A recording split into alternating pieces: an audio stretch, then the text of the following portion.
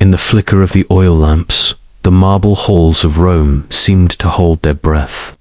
He stood by the balcony, looking out over the city, yet his thoughts were nowhere near the streets below. They were on her, the way her eyes had met his earlier. Steady, unflinching, yet carrying a storm he could feel from across the room. She walked toward him now, her silk robe brushing softly against her skin, every step deliberate. The air between them tightened, the way a bowstring holds tension before the release. He wanted her. The truth was in his gaze, but the stoic in him whispered, "Control. Passion without mastery is destruction." When she stopped inches from him, her perfume was a quiet war. Her hand hovered just above his chest, not touching, but close enough for him to feel the heat of her. "You look like a man fighting himself," she said softly, her lips barely parting.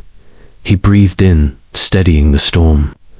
"A stoic," he replied, "knows that desire is a flame, and I," his voice dropped lower, "intend to hold it, until it burns exactly where I want it."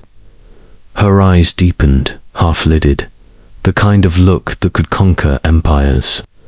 The world outside could collapse, and neither of them would care. He moved closer, his hand brushing her jawline, tracing it as if memorizing its shape. She closed her eyes for just a moment, surrendering to the touch, but not the moment. They both knew they were holding back, on purpose, because holding back made the wanting unbearable. In the philosophy of the Stoics, pleasure was never the enemy. Losing yourself to it was. And so he let his fingers fall away, only to feel hers curl around them, stopping him. A silent challenge. She pulled him closer, her breath now warm against his ear. "And what happens when you finally let go?" she asked. He smiled faintly. The kind of smile that promised both ruin and salvation.